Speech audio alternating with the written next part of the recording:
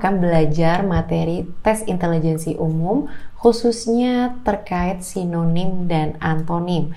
Nah, pasti teman-teman studiku sudah enggak asing lagi dengan tipe soal antonim dan sinonim.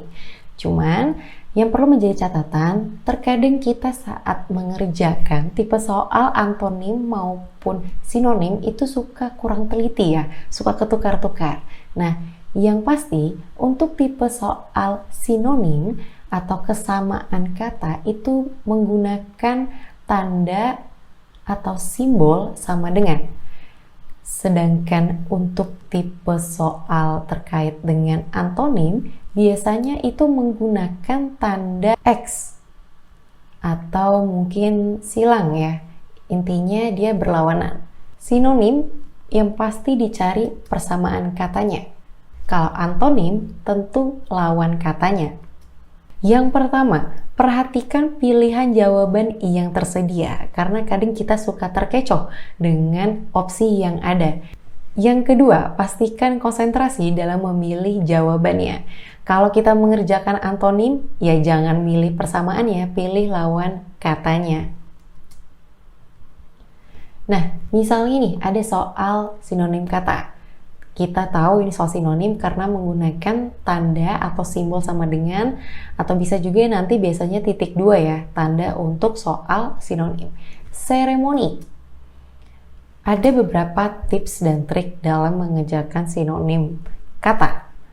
Kita tahu kalau seremoni itu berkaitan dengan upacara. Ya sudah, berarti kita langsung artikan kata tersebut ke arti sebenarnya atau arti yang mendekati. Di sini adalah opsi B, yaitu upacara.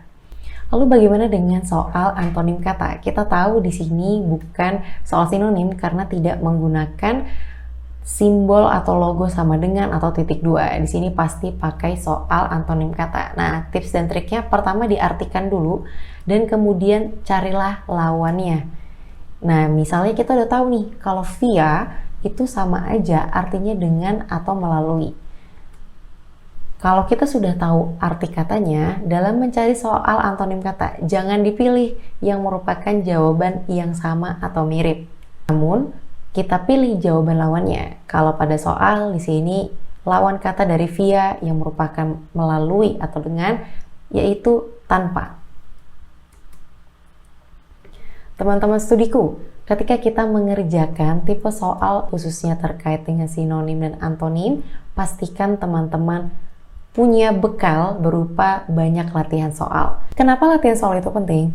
Pertama, teman-teman studiku jadi melatih kecepatan mengerjakan soal. Yang kedua, teman-teman studiku juga memperbanyak kosakata teman-teman studiku dari hasil latihan tersebut. Namun, perbanyak kosakata itu tidak hanya dari latihan, tapi juga dari membaca artikel ya.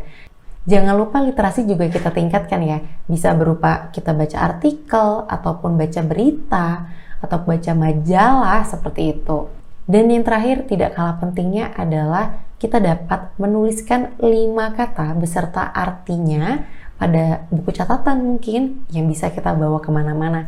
Jadi kita perbanyak kosakata setiap hari dengan kata-kata baru yang kita peroleh dari KBBI.